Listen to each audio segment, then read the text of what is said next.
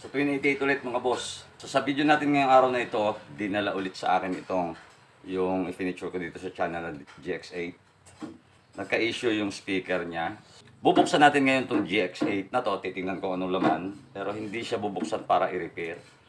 Bubuksan ko siya para may idagdag lang tayo. Kasi halos maghapon din ginagamit ito. Nag-request yung tropa natin na dagdagan ko na rin ng fan. Dahil bubuksan ko, so papakita ko na rin sa inyo anong laman. You are watching Twin88 channel. Don't forget to subscribe.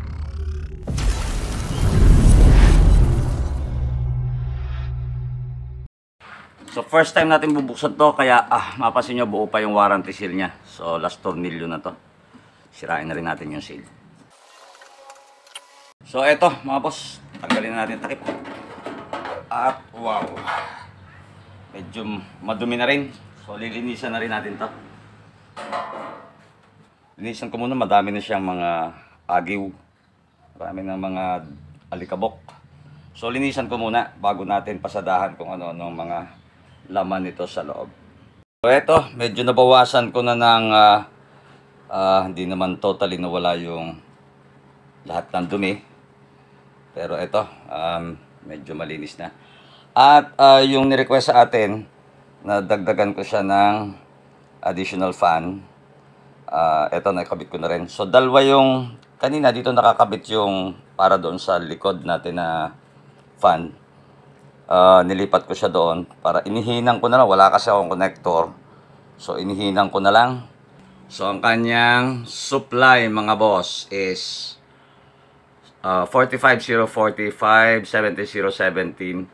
Tapos yung 0 at saka 9 volts na yan, dito lang siya. So meron kasi siyang 12 volts output. So parang hindi magagamit yung ano na yan. Hindi naman pagagamitin to eh. No?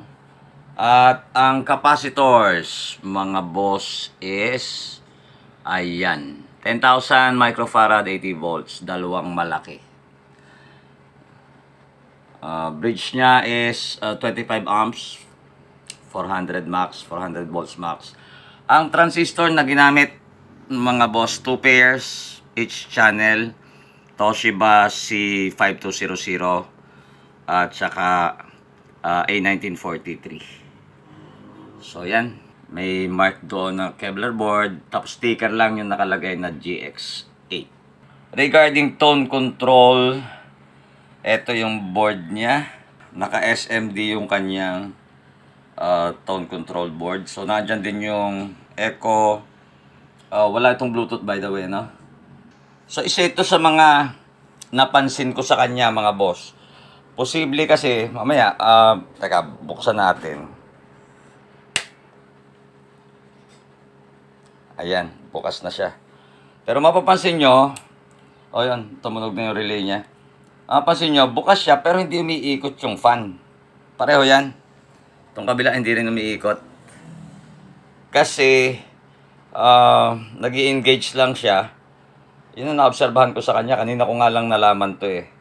Teka, lagyan natin ng audio. So eto, baka mamaya nag-open kayo tapos in-on nyo yung amplifier. Tapos nag-check kayo ng hangin dito sa likod. Nag-check kayo ng hangin dito sa likod ng amplifier nyo, exhaust. Tapos maano nyo nawala. Na-fake din nga ako to. Kala ko sira yung fan. Aandar siya pag nag-engage na yung amplifier. Welcome to the show, yan. an event that Ilonggo music enthusiasts. Saka siya umiikot. Pag pinatay ulit natin yung volume, mina na ulit. Nawala na ulit yung fan. So the more volume, pag mahina lang yung volume mo, mahina din lang yung ikot ng fan.